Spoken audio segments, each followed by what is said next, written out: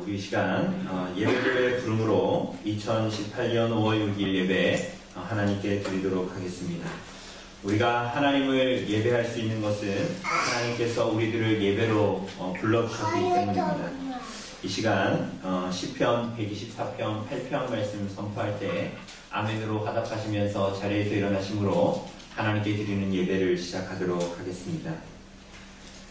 우리의 도움은 천지를 지으신 여호와의 이름에 있도다. 아멘. 기원입니다. 하나님의 회중들이 상위 하나님을 향해서 도움을 요청하면 이 예배 가운데 하나님의 도우심을 구하며 나온 하나님의 백성들에게 복 주시겠다라는 선언입니다. 로마서 1장 7절 말씀 선포하도록 하겠습니다. 하나님의 사랑하심을 받고 성도로 부르심을 받은 모든 자에게 하나님 우리 아버지와 주 예수 그리스도로부터 은혜와 평강이 있기를 원하노라. 아멘. 우리 찬송가 1장으로 하나님을 찬송합시다. 찬송가 1장입니다.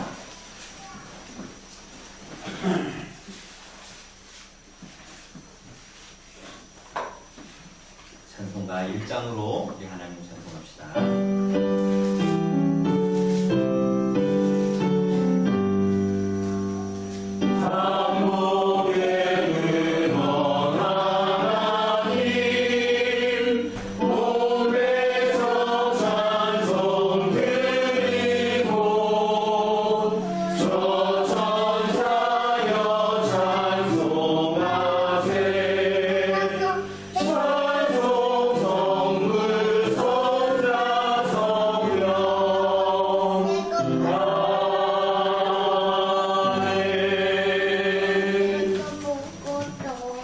사도신경은 우리들의 신앙의 고백을 요약해 놓은 것입니다. 이 시간 우리들의 신앙을 함께 고백하도록 합시다. 우리가 무엇을 믿습니까? 천하와 천지를 만드신 하나님 아버지를 내가 믿사오며 그 외아들 우리 주 예수 그리스도를 믿사오니 이는 성령으로 잉태하사 동정녀 마리아에게 나시고 본디오 빌라도에게 고난을 받으사 십자가에 못 박혀 죽으시고 장사한 지 사흘 만에 죽은 자 가운데서 다시 살아나시며 하늘에 오르사 전능하신 하나님 우편에 앉아 계시다가 저희로서 산 자와 죽은 자를 심판하러 오시리라. 성령을 믿사오며 거룩한 공예와 성도와 서로 교통하는 것과 죄를 사하여 주시는 것과 몸이 다시 사는 것과 영원히 사는 것을 믿사옵나이다. 아멘. 이 시간 신약 공독하도록 하겠습니다. 오늘 신약 성경 공독 본문은 로마서 10장입니다. 제가 가진 성경으로 신약 성경 253쪽에 있는 로마서 10장입니다. 1절부터 마지막 21절까지 제가 공독해 드리도록 하겠습니다.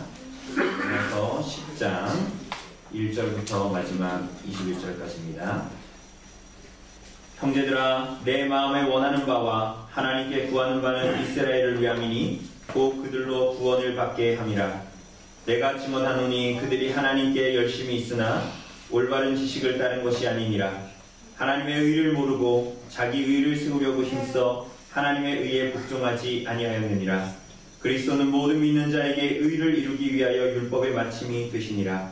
모세가 기록하되 율법으로 말미암은 의를 행하는 사람은 그 의로 살리라 하였거니와 믿음으로 말미암는 의는 이같이 말하되 내 마음에 누가 하늘에 올라가겠느냐 하지 말라 하니 올라가겠느냐 함은 그리스도를 모셔내리려는 것이요 혹은 누가 무저갱에 내려가겠느냐 하지 말라 하니 내려가겠느냐 함은 그리스도를 죽은 자 가운데서 모셔 올리려는 것이라. 그러면 무엇을 말하느냐? 말씀이 내게 가까워 내 입에 있으며 내 마음에 있다 하였으니 곧 우리가 전파하는 믿음의 말씀이라. 내가 만일 내 입으로 예수를 주로 시인하며 또 하나님께서 그를 죽은 자 가운데서 살리신 것을 내 마음에 믿으면 구원을 받으리라. 사람이 마음으로 믿어 의에 이르고 입으로 시인하여 구원에 이르느니라. 성경에 이르되 누구든지 그를 믿는 자는 부끄러움을 당하지 아니하리라 하니 유대인이나 헬라인이나 차별이 없음이라. 하물이신 주께서 모든 사람의 주가 되사 그를 부르는 모든 사람에게 부유하시도다.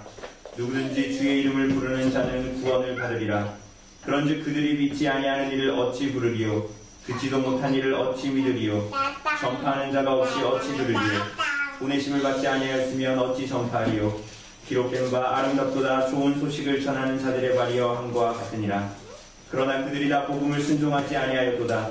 이사야가 이르되 주여 우리가 전한 것을 누가 믿었나이까 하였으니 그러므로 믿음은 들음에서 나며 들음은 그리스도의 말씀으로 말미암았느니라. 그러나 내가 말하노니 그들이 듣지 아니하였느냐? 그렇지 아니하니 그 소리가 온 땅에 퍼졌고 그 말씀이 땅 끝까지 이르렀도다 하였느니라. 그러나 내가 말하노니 이스라엘이 알지 못하였느냐? 먼저 모세가 이르되 내가 백성 아닌 자로서 너희를 시기하게 하며 미련한 백성으로서 너희를 노엽게 하리라 하였고, 이사야는 매우 담대하여 내가 나를 찾지 아니한 자들에게 찾은 바 되고 내게 묻지 아니한 자들에게 나타나노라 말하였고, 이스라엘에 대하여 이르되 순종하지 아니하고 거슬러 말하는 백성에게 내가 종일 내 손을 벌려노라 하였느니라. 아멘. 자리에 앉아주시고요. 찬송가 67장으로 우리 하나님을 찬송합시다. 찬송가 67장입니다.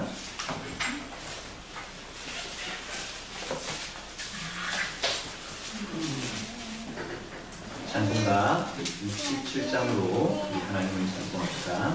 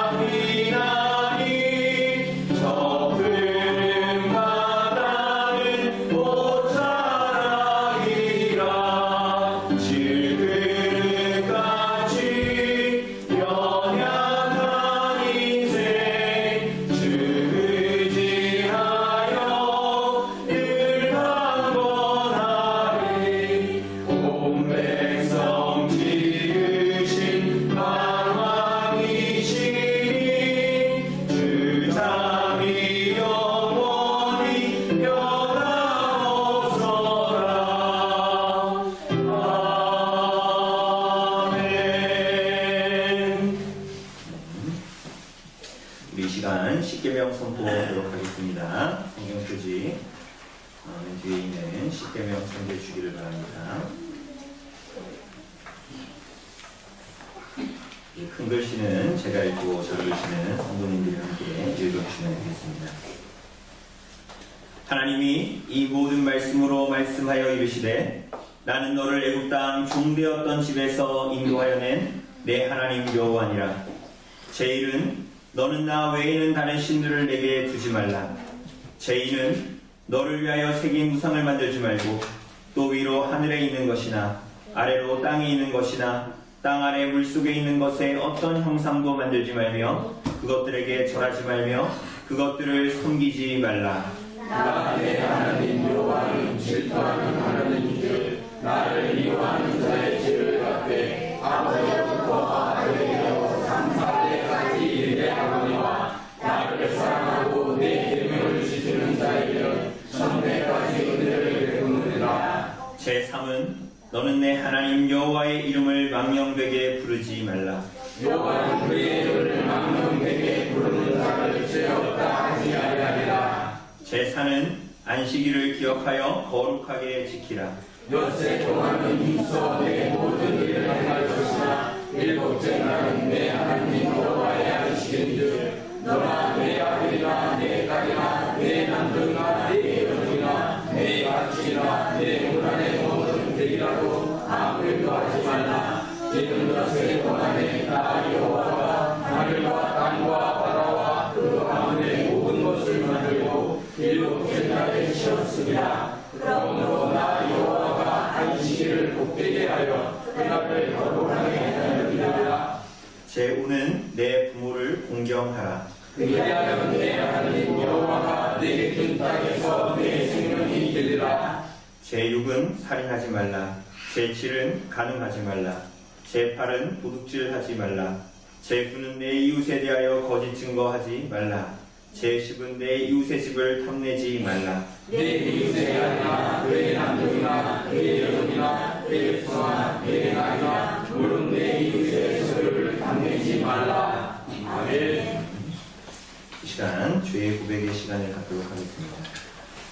하나님께서 신비하게 모든 하나님의 백성과 교회들에게 하나님의 계명을 허락해 주셨습니다.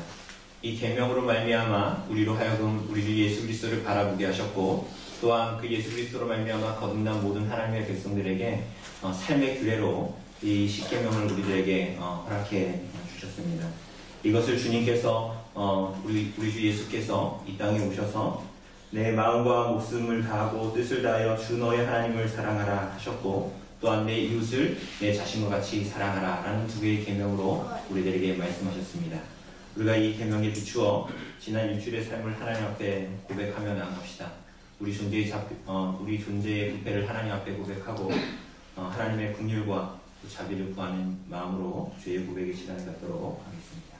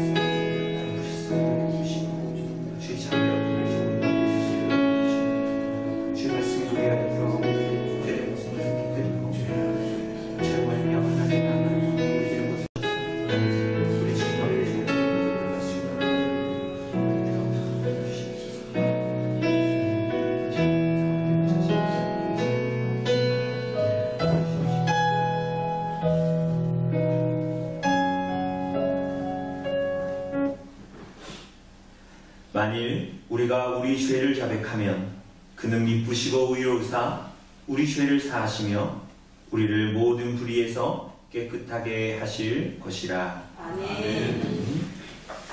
우리 감사의 찬송 하나님께 드립시다. 시편 찬송 시편 27편 7절로 14절입니다.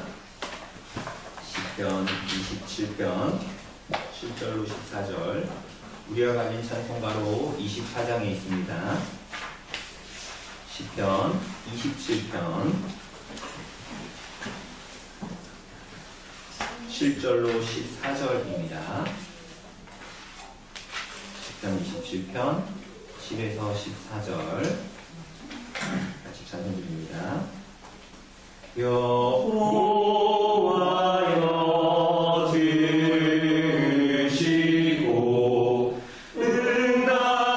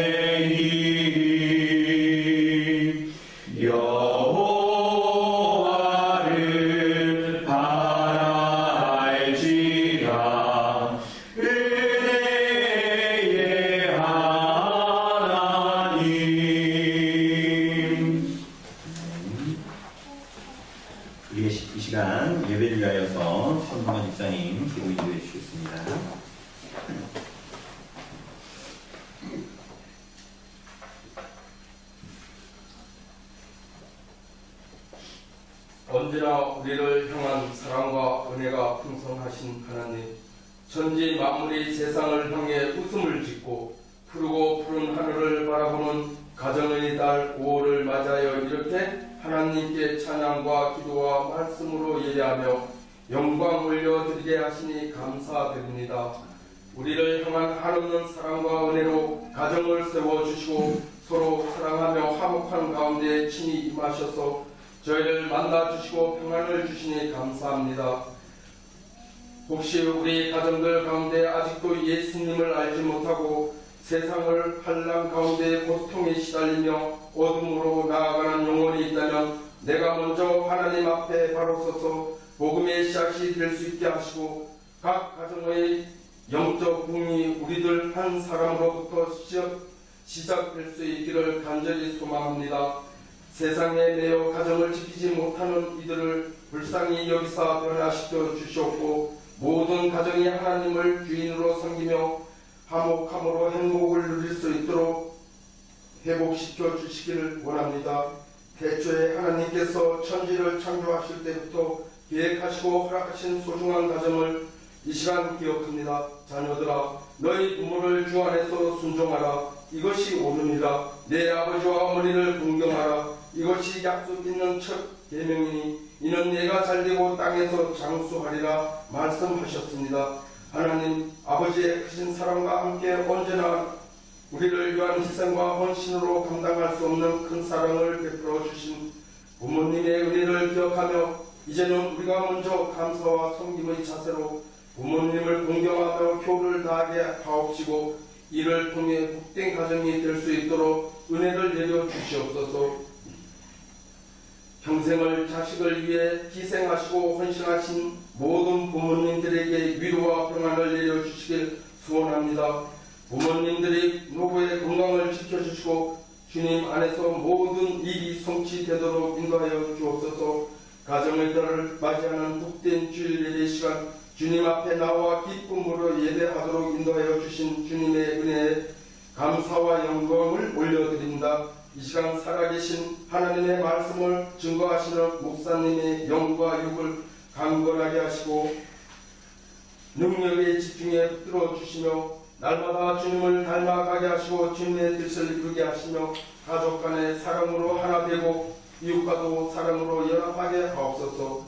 연로하신 부모님들의 건강을 지켜주시고 항상 화평과 기쁨이 넘치는 가정, 주님의 사랑이 넘치는 가정들이 되기를 간절히 소원합니다. 우리 주 예수 그리스도의 이름으로 기도드립니다. 아멘. 이 시간 우리 하나님 말씀 봅시다. 오늘 주시는 하나님 말씀은 누가복음 10장 25절에서 37절입니다.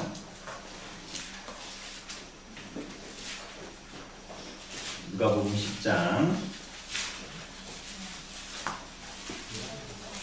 제가 가진 성경으로 신약성경 110쪽에 있습니다.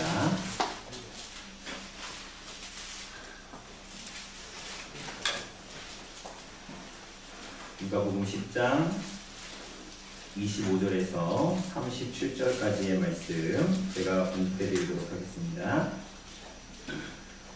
어떤 율법 교사가 일어나 예수를 시험하여 이르되 선생님 내가 무엇을 하여야 영생을 얻으리까? 예수께서 이르시되 율법에 무엇이라 기록되었으며 내가 어떻게 이르냐? 대답하여 이르되 내 마음을 다하며 목숨을 다하며 힘을 다하며 뜻을 다하여 주 너의 하나님을 사랑하고 또한 내 이웃을 내 자신같이 사랑하라 하였나이다. 예수께서 이르시되 내 대답이 옳도다. 이를 행하라 그러면 살리라 하시니 그 사람이 자기를 옳게 보이려고 예수께 여짜오되 그러면 내 이웃이 누구니이까? 예수께서 대답하여 이르시되 어떤 사람이 예루살렘에서 여리고로 내려가다가 강도를 만나매 강도들이 그 옷을 벗기고 때려 거의 죽은 것을 버리고 갔더라. 마침한 제사장이 그 길로 내려가다가 그를 보고 피하여 지나가고 또 이와 같이 한 레위인도 그곳에 이르러 그를 보고 피하여 지나가되 어떤 사마리아 사람은 여행하는 중 거기 이르러 그를 보고 불쌍히 여겨 가까이 가서 기름과 포도주를 그 상처에 붓고 싸매고 자기 짐승에 태워 주막으로 데리고 가서 돌보아 주니라. 그 이튿날 그가 주막 주인에게 데나리온 2를 주며 이르되 이 사람을 돌보아 주라. 비용이 더 들면 내가 돌아올 때에 갚으리라 하였으니 내 생각에는 이 세 사람 중에 누가 강도 만난 자의 이웃이 되겠느냐? 이르되 자비를 베푼 자니이다. 예수께서 이르시되 너도 이와 같이 하라 하시니라. 아멘. 오늘 우리 사랑하는 여러분, 오늘 우리가 보는 비유는 선한 사마리아인의 비유라고 잘 알려진 그러한 비유입니다. 이 비유를 통해서 주께서 우리들에게 주시는 교훈이 무엇인지, 그래서 우리들의 삶에 어떻게 적용하길 원하시는지 우리가 함께 이 말씀을 살피기를 원합니다. 주님께서 이 비유를 말씀하신 이유는 우리가 오늘 읽은 대로 어떤 한 사람의 질문 때문이었습니다. 물론 이 사람의 질문, 오늘 본문에 기록된 것을 보면 이 사람의 질문은 그렇게 이제 순수하지는 않았던 그런 질문이었습니다. 25절을 보면 어떤 율법 교사가 예수님을 시험하여 질문합니다. 우선은 이 율법 교사는 어떤 사람이죠? 율법 교사. 우리가 아는 대로 하나님께서 주신 모세오경을 비롯한 그 율법을 열심히 연구하고 그리고 그 연구한 그 본문을 가지고 그 내용과 의미를 가르치고, 우선은 자기가 그 율법의 내용을 아주 잘 아는, 연구해서 잘 아는 그런 사람이라고 할 수 있겠죠. 그죠? 이스라엘의 선생이라고 할 수 있겠습니다. 그런데 이 사람이 예수님을 시험하는 질문을 이제 하게 됩니다. 결국은 이 질문으로 이 사람이 원했던 것은 이 사람들 앞에서 예수님의 교훈이 자기가 가지고 지금까지 가르쳐왔던 그 율법과 다르다. 그러니까 예수님의 가르침이 좋은 것이다, 나쁜 것이다? 그게 나쁜 것이고, 내가 율법 교사로서 율법을 해석하고 그렇게 가르치는 것이 이것이 맞는 것이다 라는 것을 드러내기 위한 것이 바로 이 율법 교사의 목적이었다라고 볼 수가 있습니다. 그 율법 교사 뭐라고 질문합니까? 내가 무엇을 하여야 영생을 얻으니까? 그러니까 내가 무엇을 해야 영생을 상속받을 수 있겠습니까? 라고 질문합니다. 근데 우리는 사실은 이 질문 자체를 통해서도 이 율법 교사가, 그리고 유대인들이 어떤 구원에 대한 생각을, 영생에 대한 생각을 가지고 있었는지를 알 수가 있어요. 이 율법 교사가 무엇을 하여야 영생을 얻겠냐라고 묻지요. 그러니까 구원을 얻는 것이, 여러분 저는 무엇을 해야 구원을 얻는다고 생각합니까? 믿음으로인데, 우리가 믿음으로가 아니라 무슨 믿음으로? 믿음의 주체가 누구십니까? 예수 그리스도의 대속의 사건을 믿는 믿음으로 우리가 구원받는 것입니다. 그죠? 그런데 이 사람들은 무엇을 하여야, 마치 이방의 다른 종교들이나 우리가 보는, 오늘날도 보는 일반적인 종교들과 같이, 그죠? 무언가 치성을 드리고 뭔가 공로를 쌓고, 그래서 어떤 경지에 다다르면, 제가 지난번에 얘기했다시피 이 불교는 이 열반의 경지에 다다르는데 약 30개의 단계가 있어요. 성화의 단계가 있는 거예요. 성화의 단계. 그래서 이 30개의 단계를 쭉 거쳐야 그리고 열반의 경지에 이른다. 이렇게 얘기합니다. 그러니까 이 유대인들은 마치 내가 무엇을 하고 공로와 내가 의를 세운 것이 있어야 참된 생명을 얻을 것이다 라고 여겼던 거예요. 그래서 우리가 계속 반복해서 얘기했던 대로 이 유대인들은 뭐가 있어야 됩니까? 자기 의가 있어야 구원받는다라고 생각했던 거예요. 그러자 예수님께서 이 질문에 대해서 무엇이라고 말씀하십니까? 이걸 좀 받아주십니다. 받아주면서 뭐라고 말씀하십니까? 그래, 너 율법 교사지? 율법에 뭐라고 써져 있냐? 그 의미가 뭐냐? 이렇게 물어봅니다. 그러니까 27절에서 우리가 잘 아는 것을 얘기하죠. 그게 뭐예요? 내 마음을 다하며 목숨을 다하며 힘을 다하며 뜻을 다하여 주 너의 하나님을 사랑하고 또한 내 이웃을 내 자신같이 사랑하라 라고 하십니다. 그러니까 여러분들이 율법 교사만큼 아는 거예요 지금. 그러니까 이 사람이 하나님을 사랑하고 이웃을 사랑하라 라고 하는 것을 알았던 거예요. 그래서 그것을 말하니 예수님께서 28절에 하시는 말씀이 굉장히 독특해요. 뭐라고 그러십니까? 뭐라고 그러세요? 그래, 네 대답이 옳다? 이를 행하면 산다 이렇게 말하죠. 그러니까 이 말씀의 의미는 참 주님께서 우리 교회에 은혜를 주셔서 성경 봉독을 하는데도 이렇게 오늘 설교문하고 딱 맞게 오늘 로마서 10장에 보면 율법으로 말미암은 의는 그가 그걸 지켜가지고 살 수 있다 이렇게 얘기했잖아요. 오늘 로마서에서도 예수님의 이 말씀은 뭐냐면, 그래, 맞다. 율법으로 영생 얻으려면 정말 그 율법을 그렇게 온전히 지키는 의가 필요한데, 그렇게 그 율법으로 말미암는 의, 율법을 온전히 지켜서 의를 이루면 정말 너가 어떻게 된다? 구원 받는다. 그러니까 여러분 한번 해보세요. 그러니까 율법을 몸과 마음을 다해서 지키면 여러분 저는 정말로 구원받을 수 있습니다.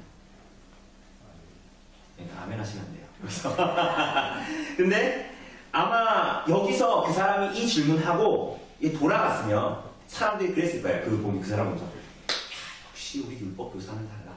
정말 대단한 사람이야. 똑똑하기도 하지. 그래, 그렇게 살면 저 사람 그렇게 사는 거야 라고 생각했을지 모르겠어요, 주변의 사람들이. 그런데 이 율법 교사가 29절에 나온 대로 자기를 옳게 보이려고 이제 하는 거예요. 자기를 옳게 보이려고 한 가지 질문을 합니다. 근데 사실은 이게 주님께서 원하셨던 거예요. 이 질문을 하기 원하셨던 거죠. 그가 자신을 옳게 보이려고 했다는 것, 이게 무슨 얘기냐면 자기 자신이 의로운 사람으로 나타나기를 원했던 거예요. 이 사람이 자기 의로 충천한 사람이니까, 그죠? 그러니까 스스로도 의인으로 인정되고 다른 사람도 나를 봤을 때 어떤 사람으로? 의인으로 인정되기를 원했어요. 그래서 예수님께 묻습니다. 여기서 이제 하나의 질문을 딱 던집니다. 이 질문. 이것 때문에 사마리아인의 비유가 나오는 겁니다. 그게 뭐라고 물었어요? 그러면 내 이웃이 누구입니까? 오늘 사랑하는 여러분, 우리가 봤지만 이 자신의 의롭다고 여기는 율법 교사가 예수님께 와서 질문한 이유는 의도는 딱 두 개입니다. 하나는 우리가 봤듯이 예수님을 시험하기 위해서입니다. 또 하나의 질문에 대한 건 뭐예요? 예수님 앞에 자기가 의롭다고, 의로운 자로 여김을 받기 위해서죠. 원해서죠. 예수님의 무엇을 시험하려고 했을까요? 그러면 예수님 시험하려고 했는데 또 예수님 뭘 시험하려고 했을까요? 여러분, 복음서의 곳곳에 보면 예수님은 죄인들을 찾아가십니다. 그죠? 예수님은 죄인들을 찾아가세요. 그러니까 누가복음 5장을 보면 바리새인과 서기관들이 와가지고 예수님과 제자들을 비방해요. 왜 비방합니까?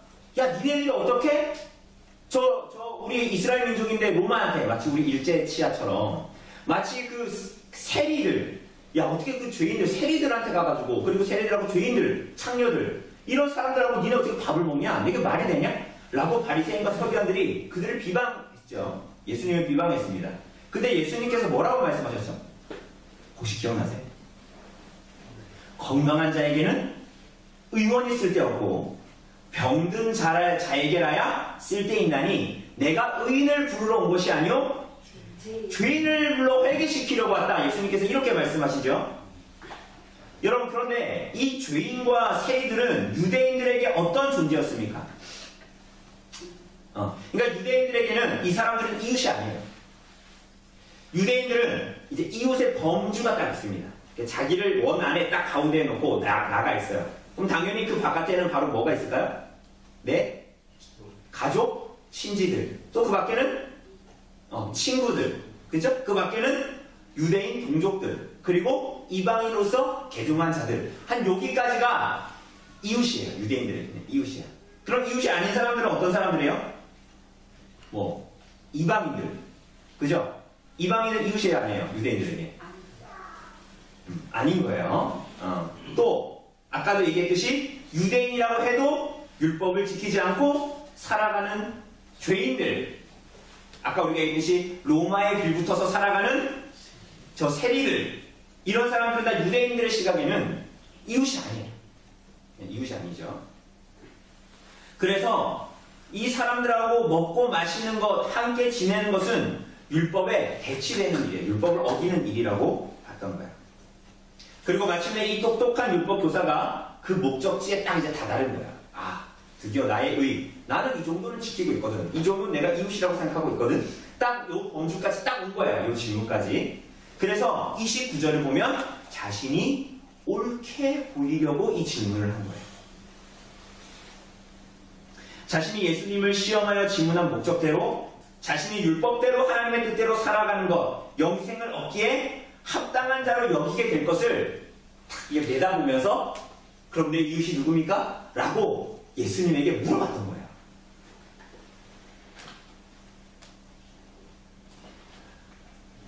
이렇게 해서 자기는 율법에 비추어 내 이웃을 잘 알고 사랑하는 자이며 저 예수라는 자는 율법에서 말하는 이웃도 제대로 알지 못하고 율법을 어기면서 살아가는 하나님의 말씀을 말한다고는 하지만 잘 모르는 사람이 누구다? 예수다. 이렇게 이제 결론 짓고 싶었던 거예요. 이 율법 교사가. 그죠? 요지를 딱 가지고 있으면 그 요점은 뭐냐면 이웃이 내 주변에 이웃이 아닌 사람도 있다라고 주장하고 싶었던 겁니다. 그죠? 그러니까 만약에 이게 아니라면 이 사람은 예수님께 원래 이렇게 질문했어야 되죠. 예수님, 정말 이 사람이 성경에서 말하는 예수님에게 영생과 구원을 어떻게 받습니까? 라고 정말 물어보고 싶어서 왔다면 이렇게 물어봐야 되죠. 먼저 뭘 먼저 물어봐야 돼요? 이웃이 아니라 마음과 목숨과 뜻과 힘을 다해 하나님 사랑하라고 했는데 어떻게 하나님을 이렇게 사랑할 수 있습니까? 이걸 먼저 물어보고 나서 그럼 이웃을 어떻게 살아갈 수 있습니까? 이렇게 가야 되는데 그것이 아니었잖아요. 그죠? 내 이웃이 누구냐고 이제 물어보는 겁니다. 사랑하는 여러분, 이런 배경 속에서 선한 사마리아인의 비유를 주님께서 말씀하십니다. 자기 의로 가득 차 있고 영생을 상속하기에 자기는 부족함이 없는 자라는 이 율법 교사에게 주님께서 이 비유를 말씀하십니다. 비유가 서론이 길죠? 그런데 이 배경을 알아야 선한 사마리아인의 비유의 원래 뜻이 뭔지를 잘 알 수가 있어요. 우리가 비유를 봅시다. 이제 오늘 사랑하는 여러분, 우리가 많이 들어서 알고 있는 이 비유에 강도 맞은 자가 한 사람이 있습니다. 그런데 이 사람은 예루살렘에서 여리고라는 곳으로 내려가고 있었죠. 그죠? 이 일은 사실은 구약에서도 나타나는데 아둠민 비탈이라고 하는 곳이에요. 여호수아서 같은 데 보면 아둠민 비탈이라고 얘기하는데 거기가 예루살렘에서 여리고로 내려가는 약 한 27km 정도의 이런 비탈 길이었습니다. 우리가 사무엘에서 보면은 봐서 알겠지만 사무엘서에서 다윗성, 시온산성을 이렇게 차지하잖아요. 다윗이 왕이 된 다음에. 근데 거기가 낮은 데 있었어요? 높은 데 있었어요? 높은 데 있었습니다. 이거 잘 모르시는 분들은 수요일에 와서 꼭 사무엘서를 들으셔야 돼요. 높은 데 있었단 말이에요. 높은 데. 그죠? 그러니까 해발 750. 우리 여기 평창이 뭐라고 그럽니까? 700이라고 그러죠. 사람 살기 좋다고 그러잖아요. 그래서 750에 있어요. 750 예루살렘이. 고지고 점령하기 힘든 요새와 같은 곳입니다. 근데 여리고는 해수면보다 250m 내려가 있어요. 되게 이상한 곳이죠. 해수면보다 250m 내려가 있어요. 그러니까 굉장히 고도가 이제 차이가 나는 곳입니다. 그러니까 이게 얼마나 가파르겠어요. 그 길이 27km밖에 안 되는데 기본적으로 이제 비탈길이에요. 그래서 아둠민 비탈이라고 얘기했던 것입니다. 그러니까 오늘 본문에서도 예루살렘에서 여리고로 내려간다라고 하는 말이 정말로 맞는 말이죠. 근데 그 길이 좋은 길이냐, 이런 고속도로처럼 좋은 길이냐, 그게 아니라 사막이고 길이 구불구불하고 그리고 막 옆에 언덕들이 막 있는데 돌도 많고 길에 돌도 많고 그리고 곳곳에 동굴이 있어요. 인가가 없겠죠, 당연히. 그런 사람이 살만하지 못하니까. 그럼 거기에 당연히 뭐가 많을까요? 짐승도 많죠? 참 우리는 참 선한 마음이 참 우리 성도들이 있어가지고 그래, 거기에는 동물이 참 자연이 잘 보호돼서 동물이 많을 거야. 사람은 다 자연을 파괴하니까. 그런 마음으로 생각하지만 뭐가 많을 것 같아요? 우리 본문에 보니까. 강도가 많은 거예요. 그래서 여기를 이 27km의 이 길을 피해도로라고 불렀습니다. 하도 사람들이 죽어나가니까 강도당해가지고 그래가지고 이 여행자들 길 자체도 힘들긴 하지만 거기에 워낙 여행자들을 타겟으로 해가지고 막 강도짓을 벌이고 사람을 죽여버리니까 거기를 피해도로라고 이제 불렀던 곳이에요. 그런데 그곳에 아마도 유대인으로 보이는 어떤 한 사람이 그 길을 내려가다가 강도들을 만나서, 오늘 보니까 강도를 만났다 그랬잖아요. 근데 사실 이게 복수형이에요. 강도들을 만났어요. 도적대를 만난 거죠. 이 사람을 만나가지고 이 사람을 때려가지고 빼앗고 거의 죽은 것을 버려두고 갔습니다. 정말 이 사람에게는 그 사람도 없고 인적도 없는 그곳에, 아까 얘기했던 대로 짐승밖에 없는 그곳에 이제 죽을 일만 남았던 거예요. 그런데 31절을 보니까 마치, 다른 말로 얘기하면 우연히, 그러니까 이 사람이 구원받을 수 있는 가장 좋은 찬스에 누가 나타납니까? 제사장이 나타납니다. 왜냐하면 여리고에 제사장들이 많이 살았거든요. 그러니까 예루살렘에서 여리고 있잖아요. 여리고에 제사장들이 많이 살았어요. 응? 그래서 성전으로 예배드리러 이제 제사장이 직무를 하러 갈 때는 이제 올라가는 거죠. 한 사람씩. 그런데 이 제사장이 자기 동족인 유대인이 죽어가는 상태인데 그를 보고 그냥 피해갔습니다. 맞죠? 왜 그랬을까요? 응? 왜 그랬을까요? 우리도 같이 사람이잖아요. 우리도 가끔 이럴 때 있잖아요. 이해하려는 착한 마음으로 본문을 봅시다. 이 제사장의 편으로 보자는 거예요. 제사장이 나쁘게 됐지만 이거 왜 그랬을까요? 좋은 마음으로 한번 봅시다. 왜 그랬을까요? 네, 그렇죠. 민수기에 보면 시체를 만지면 어떻게 돼요? 부정이. 요즘에 우리 나단이가 레위기를 읽거든요. 레위기를 읽는 거 아니잖아요. 시체를 만지면 부정해지니까. 나시는 그래서 시체를 만지면 안 되잖아요. 부정해지니까. 그러니까 우리가 아주 좋게 생각해서 저 사람이 시체 만지면 부정해지기 때문에 그럼 성전에 가서 제사를 못 드리게 되니까 자기가 부정해지니까 제사장 직무를 행해야 되는데 자기가 부정해지는 거잖아요. 그럼 제사를 못 섬기니까 하나님께 드리는 제사를 잘 드리기 위해서 그랬구나 라고 이해하고 싶잖아요. 그런데 이 사람이 여리고에서 예루살렘으로 올라간 것이 아니라 뭐예요? 예루살렘에서 성전에서 제사장 지내고 내려가는 길이었단 말이에요. 그러니까 이러한 우리들이 손들어 주고 싶은 마음이 있어도 근거가 안 되는 거예요. 그죠? 그런데 또 그래서 이제 이 사람 피해서 지나갑니다. 그런데 또 한 사람이 나타나요. 그 사람은 누굽니까? 레위인이에요. 레위인은 뭐 하는 사람입니까? 제사장이 제사장 직무를 할 때 뭐 하는 사람이에요? 그 일을 잘할 수 있도록 도와주는 사람이라고 볼 수 있죠. 보조하는 사람들이 레위인입니다. 근데 이 사람 또한 그저 보고 지나갑니다. 이 사람 왜 그랬을까요? 여러분 우리가 알다시피 신명기 26장 이하에 보면 그 이스라엘 백성들이 하나님께 바치는 11조로 먹고 사는 사람들이 있습니다. 기억나세요? 여러분 11조는 원래 11조는 교회 건물 지으라고 11조를 드리는 것이 아니라 11조는 오늘날 한국 교회에서는 교회를 운영하는 데 진짜로 사용하죠. 그리고 뿐만이 아니라 많은 헌금들은 또한 구제하고 후원하고 이런 데 사용하잖아요. 그죠? 그죠? 근데 이 구약의 11조를 보면 구약의 11조는 어떻게 썼냐? 그 11조 말고 그 11조만 따로 떼어서 어떤 용도로 사용했습니다. 그죠? 그러니까 여러분 이스라엘 백성들은 11조 이외에도 다른 헌금했습니다. 그래서 이 사람들은 사실은 10의 2, 3조를 하나님께 드린 사람들이에요. 그죠? 그런데 이 11조를 할 때 이 11조의 내용을 따로 떼서 특별히 먹여 살린 사람들이 있습니다. 그게 누군지 아세요 혹시? 누군지 아십니까? 이스라엘에 살고 있는 이방인 거류민들, 그리고 이스라엘에 있는 고아들, 그리고 이스라엘에 있는 과부들, 또 이 본문에 나오는 레위인이었어요. 그러니까 이 레위는 어떤 취급을 받은 거예요? 그러니까 어떤 고아와 과부와 이방인 거류민들이 잘 사는 사람들입니까? 그렇지 않은 사람들이에요. 그러니까 강도만 난다나 이런 사람들 보면 자기도 그렇게 이제 11조로 이렇게 살아가는데 참 불쌍한 사람이다 긍휼의 마음을 가질 수 있잖아요. 그죠? 근데 이 사람이 그렇게 했습니까? 우리가 그걸 기대할 수 있죠. 그래도 저 사람 그렇게 사는 사람인데 저 사람 구해줄 거야. 기대할 수 있지만 이 사람도 피해서 지나가죠. 오늘 사랑하는 여러분, 이제 어떤 사람이 지나가야 할까요? 유대인들이 이 비유를 듣고 있단 말이죠. 율법교사가 이 비유를 듣고 있어요. 그러면 무슨 생각을 하게 되냐면 제사장이 지나갔다? 레위인이 지나갔다. 그럼 누가 지나가야 할까요? 그냥 유대인 평민이 지나가려고 가는구나. 유대인이 그래서 예수님이 제사장, 레위인들, 종교 지도자들 이렇게 깔려고 하는구나. 그래서 마지막에는 유대인 평민들은 이렇게 했다. 이러면은 얼마나 이제 그렇게 생각을 하고 있었겠죠. 주변에 유대인들이 듣고 있었다면. 그런데 놀랍게도 어떤 사람이 나오니까? 사마리아 사람이 나와요. 근데 이 사마리아 사람이 뭘 하냐? 이 사람을 보고 치료해주고 자기 짐승에 태우고 주막으로 데리고 가서 돌봐줘요. 여러분 가끔 가다가 이렇게 그렇게 그런 사람이 피 흘리면서 쓰러지는 사람이 있다고 합시다. 여러분들 차에 태우는 게 쉬울까요? 이 정도면 안 돼요.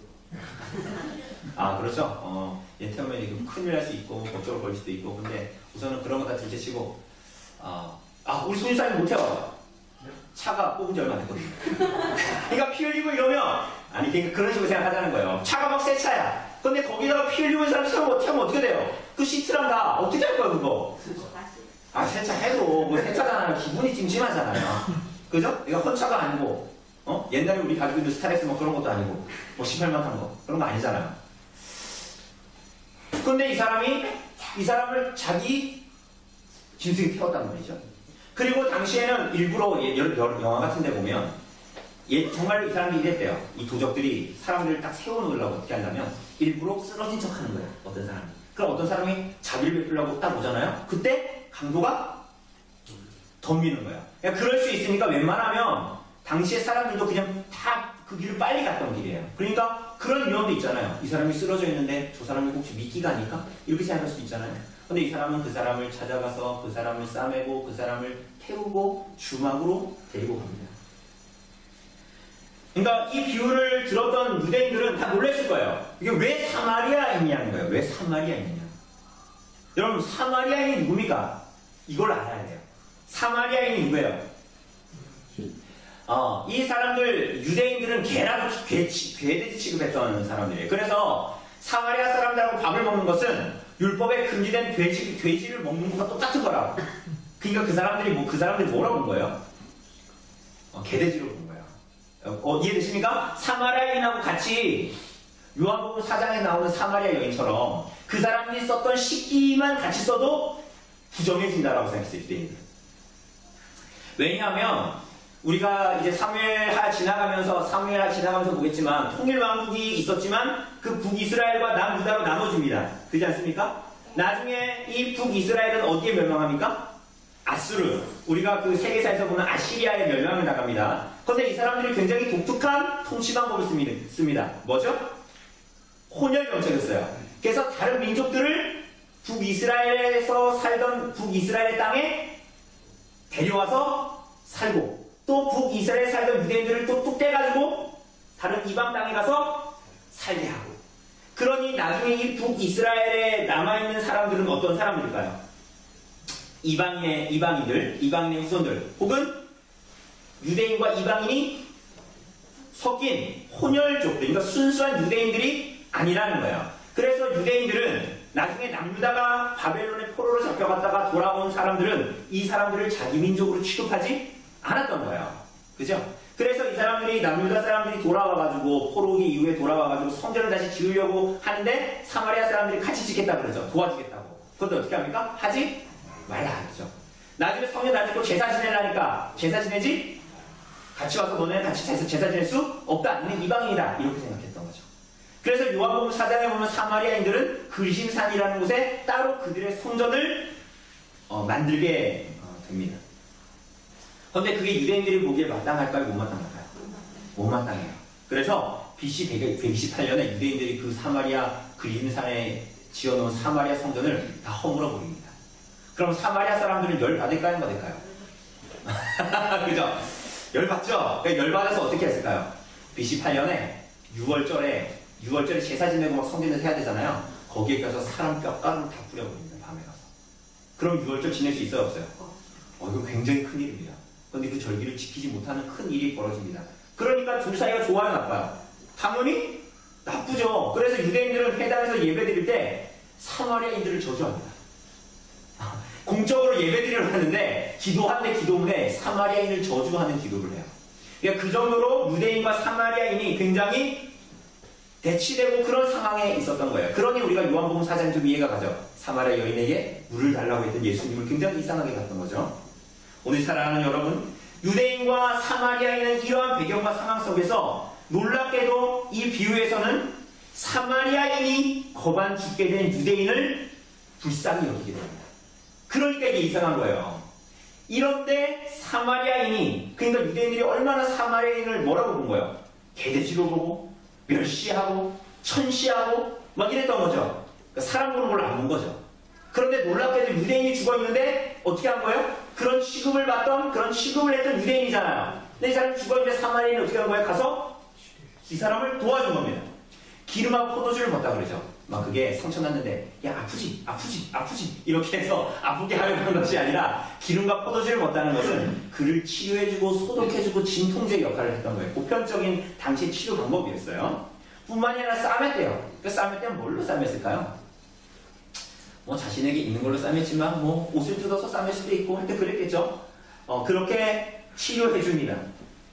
뿐만이 아니라 아까도 얘기했듯이 피를 철철 흘리고 있을 텐데 피투성이고 흑투성인 사람을 자기 짐승에 태워서 자기는 걸어서 가게 됩니다. 어디로 갑니까? 우리 본문에 보니까 어디로 갔대요?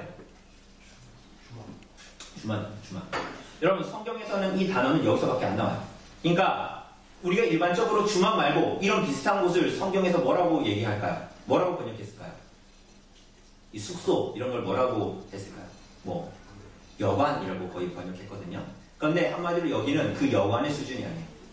약간 여관이 3성급이라면 여기는 한 4성급, 5성급 되는 숙소에 데리고 간 거예요. 이 사마리아 사람이. 주막이라는 단어가 그렇다는 거예요. 그리고 이 사람은 뭐 했냐면 가서 쳐내버려 둔 게 아니라 그 다음날까지 이 사람을 계속 간했어요. 그리고 그 이틀 그 돌보아 중이라 이렇게 본문에 써있잖아요. 그래서 그 이튿날 어떻게 합니까? 이 사람은 길을 떠나야 되잖아요. 그죠? 이 사람이 하루를 지체했는데 자기 무슨 떠나야 되니까 어떻게 합니까? 그 주막 주인에게 데나리온 둘을 주면서 뭐라 그래요? 이 사람을 먹여주고 치료하고 그리고 그게 모자르면 내가 돌아올 텐데 돌아와서 다시 갚아주겠다. 당시에 하루 숙소, 하루 먹고 자는 이 여관에서 하루 묵고 하루 먹고 하는 돈은 12분의 1 데나리온이었대요. 그러니까 9 데나리온이라는 것은 이 사람이 며칠 동안 이곳에 머물 수 있는 거예요. 이게 산수입니다. 수학이 아니라 24일 동안 머물 수 있는 거예요. 굉장히 많은 돈을 지불하고 간 거예요. 오늘 사랑하는 여러분, 이 비유를 예수님께서 말씀하시고 주님께서 물어보시죠. 뭐라고 물어보십니까?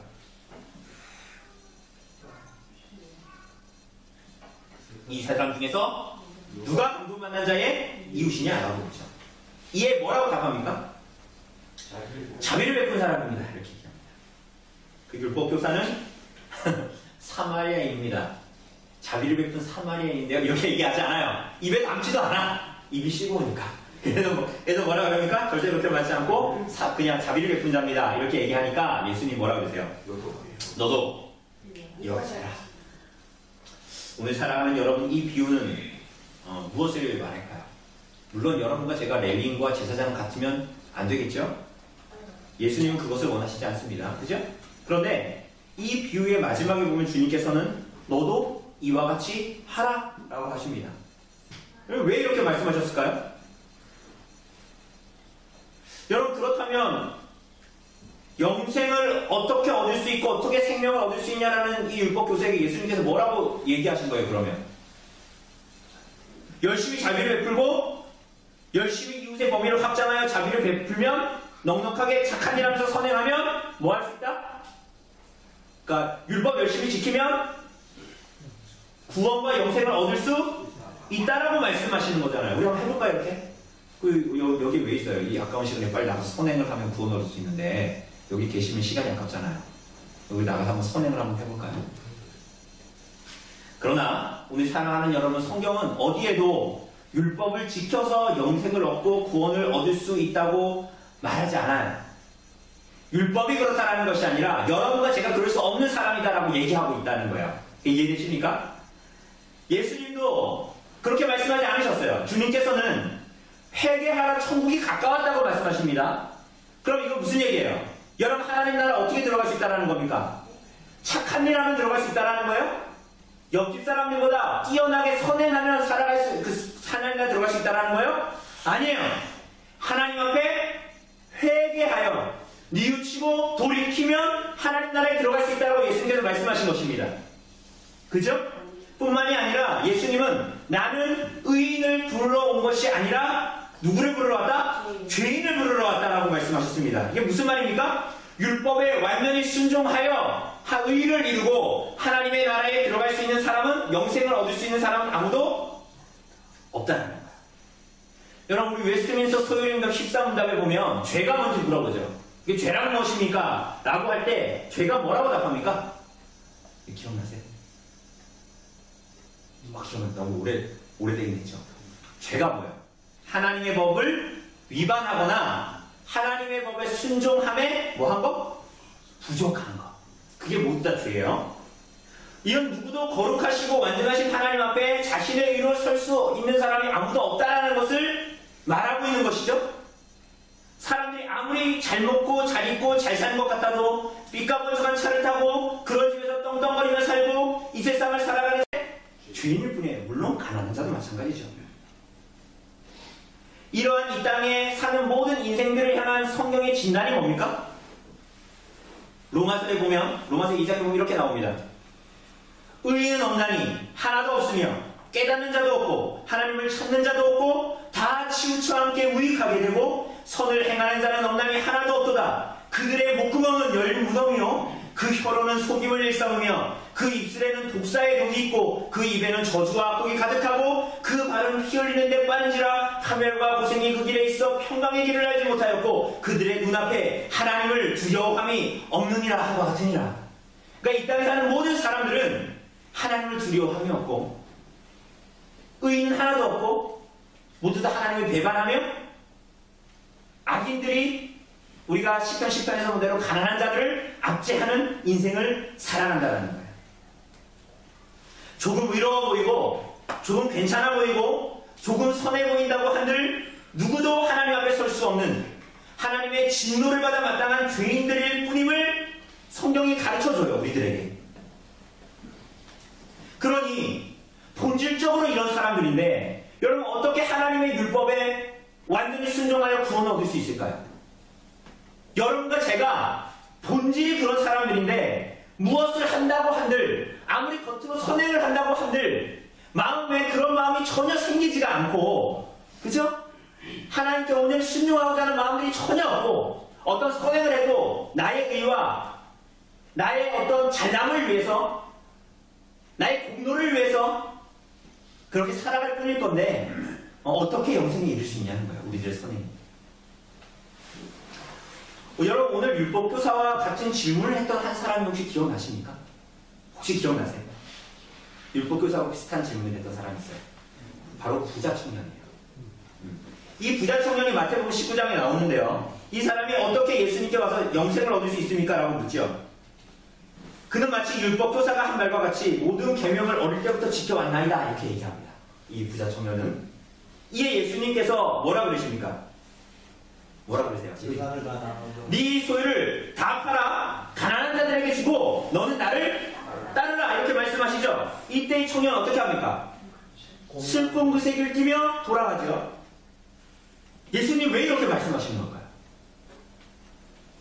이런 계명 잘 지키며 살아가는 거 쉬운 거야 나쁜 거예요? 좋은 거야? 쉬워요? 그거 안 좋아요? 아니 쉬워요? 어려워요? 그거? 어렵잖아요. 근데 이 계명을 잘 지키면서 모태신앙으로 우리 수민 형이 모태신앙이네. 모태신앙으로 이렇게 저 하나님 말씀 따라 살았단 말이에요. 그런데 예수님이 왜 이 청년에게 이 말씀하실까요? 계명에 대한 순종에 실패할 수밖에 없는 존재라는 거예요. 왜 이 청년에 이렇게 말씀하신 이유는 그 계명에 온전히 순종할 수 없는 존재가 바로 우리들의 본질이다. 이렇게 얘기하는 거예요. 하나님께서 우리들에게 율법 계명을 순종하는 것에 대해서 얼마나 엄중하시고 그것이 얼마나 높은 것인지 그래서 이 계명을 다 지켰다고 하는 부자 청년의 부족이 대체 무엇인지를 말씀하시려고 가르쳐 주시려고 네 모든 소유를 다 팔아 가난한 자들에게 나눠주고 너는 나를 족치라 이렇게 말씀하시는 것이죠. 이 청년은 실상 하나님의 율법의 명령에 모든 것을 다하여 순종할 수도 의를 이룰 수도 없는 존재임을 말씀하신 거예요. 이는 오늘 사마리아인의 비유를 통해서 말씀하신 것과 같아요. 오늘 사랑하는 여러분, 스스로 율법을 지켜 영생을 얻으라는 말씀이 아닙니다.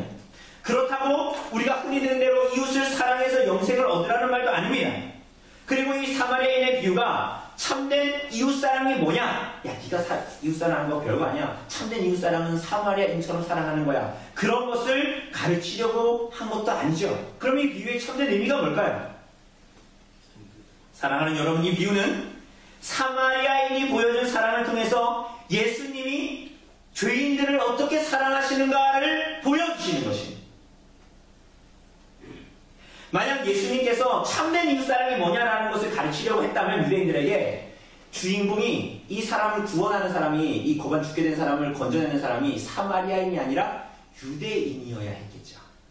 그렇지 않습니까? 그래야 그 얘기를 듣고 있는 유대인들에게 그것이 옳다구나. 그래도 사마리아 같은 사람도 구원해내야 되는구나. 이렇게 생각을 하겠죠. 그러나 오늘 본문에 보는 대로 고반 죽은 자를 구원해내는 사람은 사마리아인이거든요. 우리 사랑하는 여러분, 사마리아인은 자기를 핍박하고 협박하고 멸시하는 겁박하는 유대인들에게 유대인이지만도 강도당한 사정을 불쌍히 여겨서 자기 자신의 모든 것으로 긍휼을 베푼 사랑을 보여주고 있습니다. 이것이 예수께서 죄인들을 향해서 베푸신 사랑이요 긍휼이었던 거예요. 이 비유에서 나타나는 강도당한 자의 모습은 거반 죽은 것과 같은 이 모습은 당시 죄로 인해 비참한 영적 상태에 있었던 이스라엘 백성들을 1차적으로 말하는 것이겠죠. 그러나 이것은 오늘 여러분과 저의 모습이기도 합니다. 사랑하는 여러분, 예수님은 이 비유를 통해서 율법사에게 이웃사랑이 무엇인가를 말해주려고 하셨다라기보다는 실상 예수님 자신이 죄인들에게 베푸신 사랑, 하나님과 원수된 자들을 어떻게 사랑하셨는지를 보여주는 비유인 것이에요. 그저 율법의 말씀을 지키지 못하는 너가 죄인이다 라는 것을 알게 하시려는 것보다는 실상 우리들의 모습이 그 율법에 도저히 이룰 수 없는 강도만난 자요, 다 벌거 벗겨져서 피 흘리고 있는 죽어가는 자요, 도움이 필요한 자요, 이웃 사랑이 필요한 자라는 걸 보여주는 거예요. 우리들에게. 그래서 영생에 이를 수 있는 의를, 그러한 생명을 도저히 우리 안에서 찾을 수가 없는 것이죠. 그래서 죄인들을 위해서 대신 이루어주는 완전한 의를 바라볼 수밖에 없는 것이 여러분과 저라는 것이에요. 그 완전한 의를 이루시는 분, 정말 우리의 참된 도움이 되시는 분, 정말 우리들의 참된 이웃과 친구가 되어주시는 분, 요한복음에 보면 참빛이 세상에 왔으나 자기 백성이 그분을 영접하지 않아 오히려 자기 백성들에게 거절당하신 분, 이사야서 53장이 말하는 대로 그는 주 앞에서 자라나기를 연한 순 같고 마른 땅에서 나온 뿌리 같아서 고운 모양도 없고 풍채도 없은즉 우리가 보기에 흠모할 만한 아름다운 것이 없도다. 그는 멸시를 받아 사람들에게 버림을 받았으며 간고를 많이 겪었으며 질고를 아는 자라. 마치 사람들이 그에게서 얼굴을 가리는 것 같이 멸시를 당하였고 우리도 그를 귀히 여기지 아니한 취급을 받은 예수님, 그분이 우리와 같은 하나님과 원수된 자들을 사랑해서 자기가 하는 것을 다 범위하고 낭비하여 거반 죽은 자와 같은 여러분과 저를 구원해내신다는 거예요. 이 사마리아인의 비유는 여러분과 저에게 또 다른 율법의 짐을 지워주는 것이 아닌 거예요. 하나님이 나를 사랑하셨지. 하나님이 그래 나 하나님 백성이야. 나 집사고 나 장로고 나 목사야. 그래 나 한번 이제부터 선한 일을 해볼까? 그럴 수 있는 존재가 여러분과 저는 아니라는 거예요. 사랑하는 여러분, 바로 이 긍휼을 베푸신 분, 그분이 우리 주 예수 그리스도이십니다. 우리는 그분을 사마리아인을 대하듯이 거절하고 멸시하고 겁박하고 천대했지만은 그분은 우리를 33절에서 말한 대로 불쌍히 여겨주셨습니다.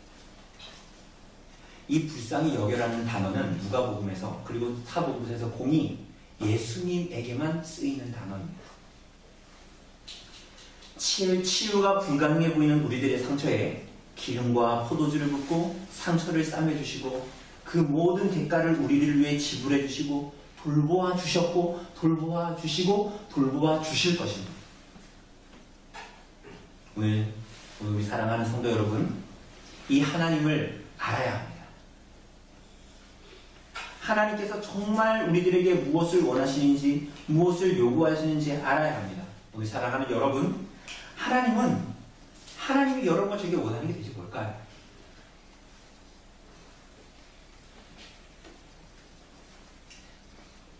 헌금을 많이 하길 원할까요? 그럼 제가 여러분에게 헌금을 많이 하라고 얘기해야 되겠죠. 하나님이 우리들에게 무엇을 원하실까요? 그럼 뭘 원하실까요? 하나님이 어떠한 분인 줄을 알기를 원하세요. 여러분, 하나님이 어떠한 분인 줄을 알기를 여러분과 저에게 원하세요.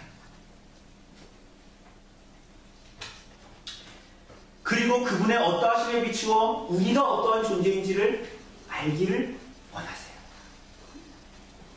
여러분, 그렇게 삼위일체 하나님을 성경 말씀을 통해서 더욱 깊이 알아야 합니다. 그렇게 하나님을 알기를 사모해야 하는 것이죠. 여러분, 하나님을 안다라는 것이 뭡니까? 성경 66권을 딸딸딸 외우면 하나님을 아는 것이에요? 성경 지식을 말하는 게 아닙니다. 이 모든 하나님의 말씀을 통해서 정말 우리 선하신 하나님이, 사랑 많으신 하나님이, 나를 위해 대신 의를 행해주신 그 하나님이, 그 의를 우리에게 돌입혀 하나님께 나아가게 하시는 그 하나님이 대체 어떠한 분이냐는 거예요. 그 하나님을 아는 것에 우리들의 삶의 목적이 있어야 되는 거예요. 그게 하나님을 영화롭게 아는 것이에요. 소일문답 일문답이 말하는 것처럼 그게 하나님을 사랑하는 것이고요. 그게 하나님께 최고의 영광을 돌려드리는 것이에요. 연말에 연예인들이 대상을 타서 하나님께 영광 돌립니다. 내가 무언가를 해서 높은 자리에 올라서 내가 잘 돼서 하나님께 영광 돌리는 것이 아니에요. 내가 하나님이 누군지 바르게 알게 되는 거예요. 그 삼일째 하나님이 나에게 어떠한 사랑을 베풀어 주셨는지, 어떠한 자비를 허락해 주셨는지, 그분이 얼마나 높은 분이시고 광대한 분이신지를 알게 되는 거예요.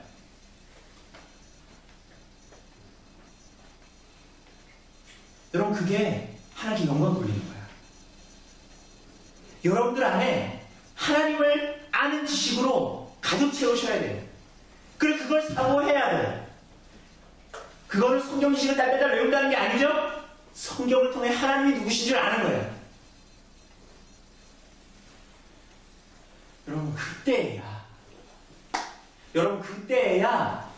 여러분 정말로 이웃을 사랑할 수 있게 돼요.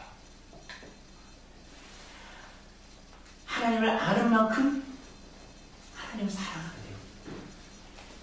그리고 참으로 이웃을 사랑할 수 있게 돼요. 그래서 오늘 본문이 얘기하는 대로 정말 그때야 대가를 지불하고 수고하고 불쌍히 여겨 눈을 두는 참된 사랑을 할 수 있게 됩니다. 여러분, 그때야 원수를 사랑하는 것이 무엇인지를 알게 되고, 그때야 원수와 같은 나를 사랑해 주신 하나님의 사랑이 대체 무엇인지를 알게 되고, 그때야 우리가 사람을 섣불리 판단하며 스스로 나는 지혜 있는 채 하지 않게 되는 거야. 그때야. 그리고 그 모든 구원과 영생이 나에게서 근원되지 않는다라는 것을 깨닫게 되고, 그때야 그것이 나에게 이루어지게 해달라고 기도하게 되는 거예요. 그게 예수님께서 우리들에게 가르치신 주기도의 핵심이에요. 돈을 달라, 명예를 달라 라는 기도가 기도의 핵심이 아니었잖아요.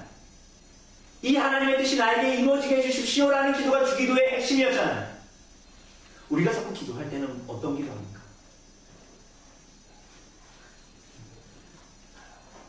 하나님의 나라와 하나님의 의를 구하죠. 근데 우리들의 방점은 항상 뭐에 있어요? 뒤에 있죠. 뭐예요? 그리하면 이 모든 것을 너희에게, 그러니까 거기에 자꾸 방점을 두는 거예요. 그러니 자꾸 하나님의 나라와 의를 위해서 살아가는 삶이 사실 방점이 어디에 있는 거예요? 내가 잘 되겠지. 내가 모든 것을 더 하신다니까 내가 하나님의 뜻에 순종하면 내가 잘 되겠지. 그래서 주님께서 뭐라고 했어요? 그 다음에 이렇게 오해하는 여러분과 저를 긍휼히 여기셔서 뭐라고 했어요? 그런 거 내 일을 염려하지 말라고 말씀하시는 거예요. 그리고 헛생각하지 말라고 말씀하시는 거예요. 하나님을 사랑하고 하나님이 누구신지 알고 거기에 내 생명이 있는 줄 알고 매일마다 이스라엘 백성들이 받아먹던 만나는 만나 먹고 살라는 게 아니었잖아요. 너희를 먹이시는 분이 누구라는 거예요? 하나님이라는 걸 알고 하나님의 뜻에 순종하여 살라는 거죠. 오늘 사랑하는 여러분, 이 삼위일체 하나님을 바르게 알고 깊이 깨닫게 되는 일이 바로 여기에 달려 있는 거예요. 오늘 사랑하는 여러분, 세월 갈수록 인생의 목적이 하나님을 더 깊이 알고 하나님을 더 사랑하는 일에 몰두되시기를 바랍니다. 그렇게 하나님께 영광 돌리는 인생 살아서 거기에서부터 사실은 참된 모든 복들이 주어지고 흘러나오게 되는 것입니다.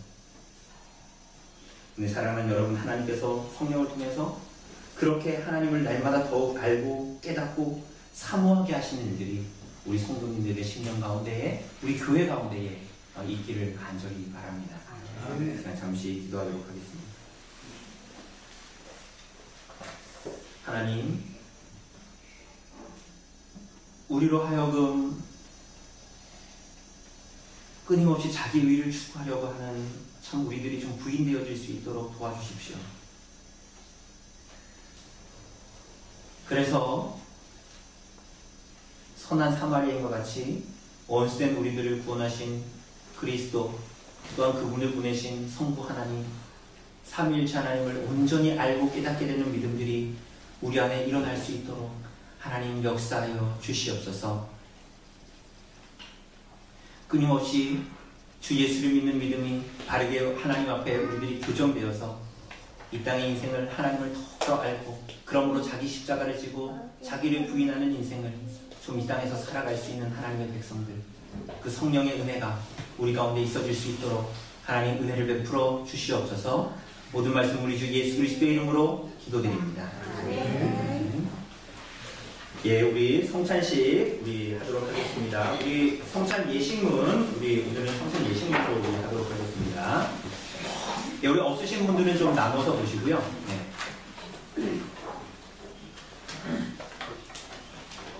예, 여기 한 분 없고, 여기 하나 혹시 있으면, 예, 쪽한 대로 나눠서 보시고.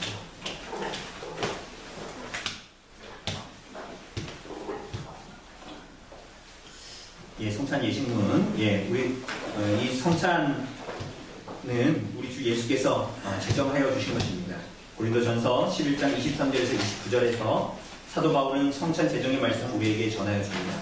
우리 이 성찬 예식문, 우리 한번 이 의미를 다르게 알기 위해서 이것을 같이 좀 읽어보도록 하겠습니다. 먼저, 첫째로 성찬 전에 자기를 살피는 일이 필요합니다. 우리 같이 읽어보도록 하겠습니다. 시작. 주님의 성찬에 참여하여서 우리의 믿음이 굳세게 되려면 우리는 무엇보다도 성경에 비추어 자신을 살펴보아야 합니다. 첫째, 우리는 각각 자기의 죄를 깊이 생각하고 하나님의 진노 아래 있음을 깨닫고 자신을 하나님 앞에 낮추어야 합니다. 둘째, 하나님의 확실한 약속을 믿고 있는지 우리는 자기의 마음을 돌아보아야 합니다. 오직 예수 그리스도께서 고난을 받으시고 죽임을 당하심으로 나의 모든 죄를 용서하시고 그리스도의 완전한 의를 우리에게 선물로 주신다는 하나님의 약속을 우리가 진실되게 믿고 있는지 살펴보아야 합니다. 셋째, 이제부터 우리는 감사함으로 자기 모든 삶으로서 하나님을 섬기면서 살기로 결심하는가, 그리고 이웃과 더불어서 참된 사랑과 화평 가운데에서 살기를 추구하는가 하는 것을 스스로 살펴봐야 합니다. 둘째, 성도 여러분을 성찬에 초청하고 권면합니다. 하나님의 은혜로 자기의 죄를 회개하고 자기의 불신앙에 대항하여서 싸우고 하나님의 모든 계명을 따라 살기를 간절히 소원하는 사람은 모두 하나님께서 그리스도의 거룩한 상에 분명히 받아주실 것입니다.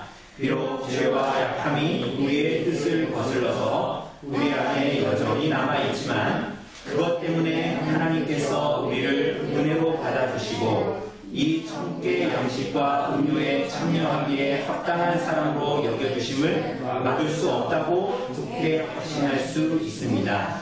그러나 자기의 죄에 대해서 진정으로 애통하지 않고 회개하지 않는 사람은 그리스도의 나라에 참여할 자리가 없음을 선언합니다. 우리는 그러한 사람들은 성찬에 참여하지 말 것을 권고합니다. 그렇지 않으면 그들에 대한 심판은 훨씬 더 무거워질 것입니다. 세 번째, 성찬의 목적은 그리스도를 기념하는 것입니다. 같이 읽겠습니다. 그리스도께서 성찬을 제정하여 주시면서 이것을 행하여 나를 기념하라고 하셨으므로 우리는 그분을 기념하면서 성찬을 행하여야 합니다. 예수께서는 성부로부터 이 세상에 보내심을 받고서 우리의 몸과 피를 입으셨으며 처음부터 지상생애의 마지막까지 우리를 위하여서 하나님의 진노를 짊어지셨습니다. 그분이 결박을 당하셨는데 그것은 우리를 자유케 하려고 하신 것은 우리가 하나님의 심판대에서 무죄 선언을 받도록 하신 것입니다. 예수께서는 심지어 그분의 복된 몸이 십자가에서 못 박히게 하셨고 우리가 받아야 할 저주를 친히 담당하셨는데 그것은 우리를 그분의 복으로 채워주시려고 하신 것입니다. 그분이 하나님으로부터 버림을 받으셨는데 이것은 하나님께서 우리를 받아주시고 더 이상 버림받는 일이 없도록 하려는 것입니다. 예수 그리스도의 죽음과 피 흘림으로써 새 언약, 곧 은혜의 언약을 영원히 확정하시고 다 이루었다 하고 선언하셨습니다. 네 번째, 성찬이 우리에게 주는 가르침은 확신입니다. 같이 읽겠습니다. 따라서 이 떡을 떼고 이 잔을 마실 때마다 우리를 향한 그리스도의 참된 사랑을 기억하고 확신합니다. 그분이 우리를 위하여 십자가에서 돌아가시고 피를 흘리신 것은 우리의 줄이고 목마른 영혼을 그분의 십자가에 달린 몸과 흘린 피로써 먹이고 마시게 하기 위함입니다. 이것은 우리가 그분을 기념하면서 이 떡을 먹고 잔을 마시는 것처럼 확실한 일입니다. 다섯 번째, 우리는 성찬으로 말미암아 참된 교제를 누리게 됩니다. 같이 읽겠습니다. 그리스도께서는 그분의 고난과 중심으로서 우리를 위하여 살려주는 영이 되셨습니다. 이 동일한 성령으로 우리는 그리스도와 연합되고 그분의 모든 은덕을 받습니다. 동일한 성령께서는 우리를 형제사랑 가운데서 한 몸의 지체들로 연합시키십니다. 따라서 참된 믿음으로 그리스도에게 접붙임을 받은 우리 모두는 한 몸을 이루며 이것을 말로만이 아니고 또한 우리의 행동으로도 나타내어 보여야 합니다. 여섯 번째, 성찬은 그리스도의 오심을 기대하는 것입니다. 같이 읽겠습니다. 끝으로 그리스도께서는 다시 오실 때까지 그분의 만찬을 행하라고 명령하셨습니다. 우리는 주님의 상에서 주님께서 약속하신 풍요로운 기쁨을 미리 맛봅니다. 또한 우리는 주님께서 아버지의 나라에서 우리와 함께 새 포도주를 마실 어린 양의 혼인잔치를 소망합니다. 어린 양의 혼인기약이 다가오고 있으므로 함께 기뻐하고 그분께 영광을 돌립시다. 이 시간 이 모든 것을 받기 위해서 우리 함께 기도하도록 하겠습니다. 자비로우신 아버지 하나님, 독생자를 우리의 죄를 위한 제물로 주셔서 그분이 우리의 양식과 음료가 되시고 영생하도록 이끄시니 감사를 드립니다. 오늘 주의 성령께서 이 성찬에 우리 마음에 역사하여 주셔서 우리가 더 진실되게 하나님의 아들 예수 그리스도를 신뢰하게 하여 주셔서 우리가 더 이상 죄 가운데 살지 않고 그리스도께서 우리 안에, 우리가 그분 안에 살게 하여 주시옵소서. 모든 말씀 우리 주 예수 그리스도의 이름으로 기도드립니다. 아멘.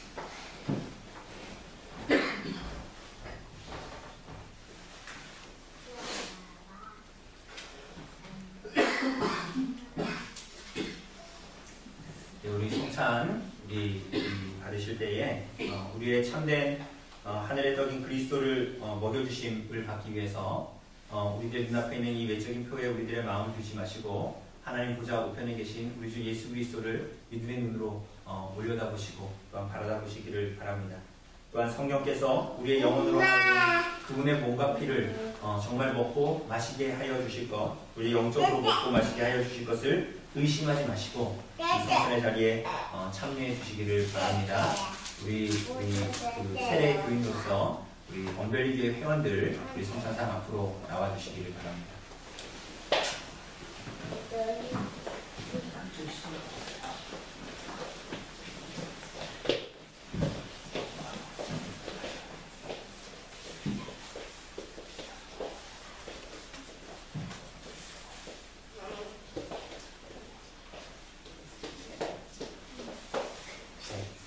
제가 말씀 읽어드리겠습니다.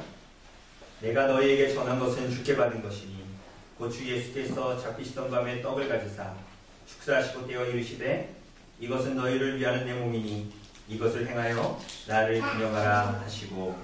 네.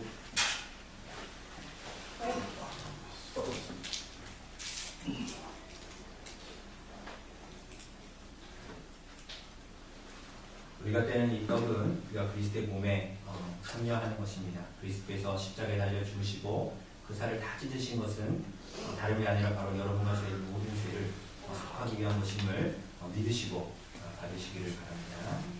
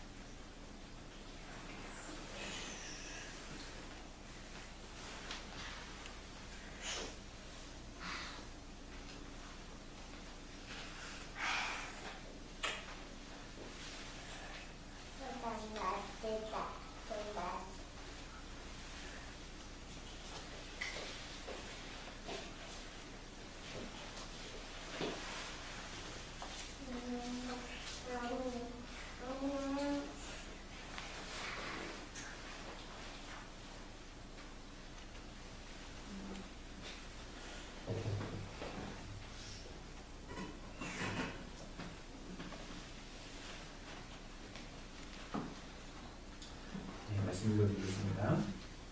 19에 또한 그와 같이 잔을 가지시고 이르시되 이 잔은 내 피로 세운 새 언약이니 이것을 행하여 마실 때마다 나를 기념하라 하셨으니 너희가 이 떡을 먹으며 이 잔을 마실 때마다 주의 죽으심을 그가 오실 때까지 전하는 것입니다.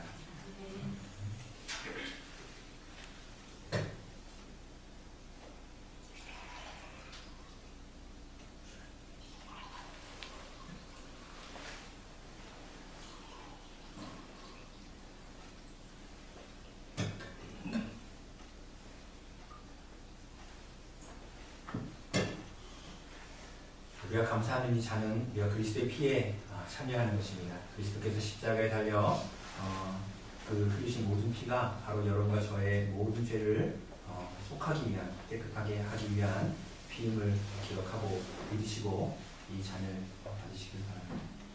포도주입니다. 그러니까 주스 아니니까 많이 드시면 안 됩니다.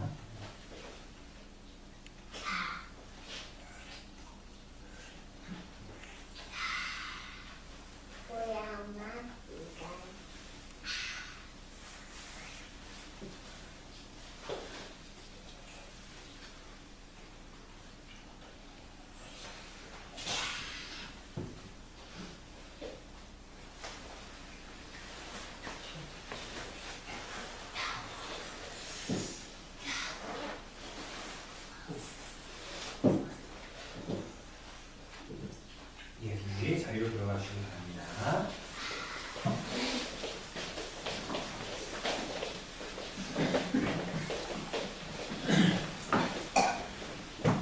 우리 감사기도 하나님 되십니다.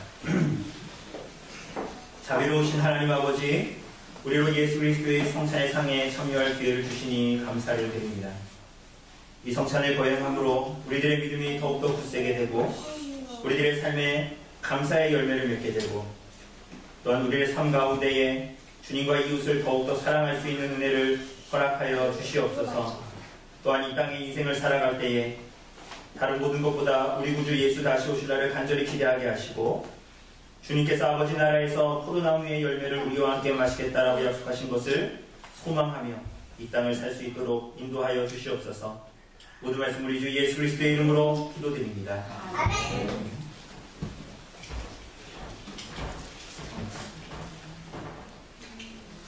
예, 우리 찬송가 213장 찬송하시면서 준비하신 헌금 헌상하도록 하겠습니다. 찬송가 213장입니다.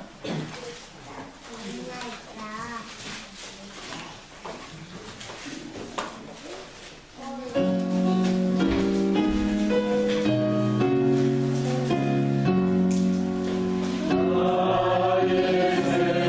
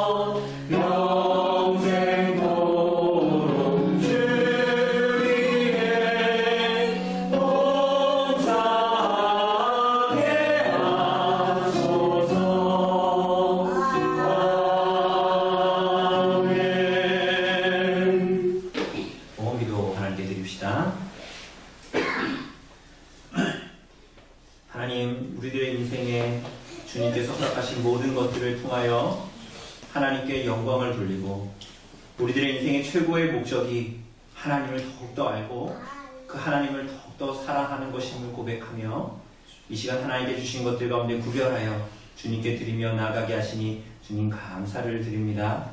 이러한 예배의 고백과 같이 우리들의 삶의 여정과 고백이 하나님께 그렇게 드려질 수 있도록 고백되어지는 삶을 살아갈 수 있도록 성령께서 도우시고 역사하여 주시옵소서. 모든 말씀 우리 주 예수 그리스도의 이름으로 기도드립니다. 아멘. 자리에서 일어나셔서 찬송가 639장으로 하나님 찬송합니다. 찬송가 639장입니다.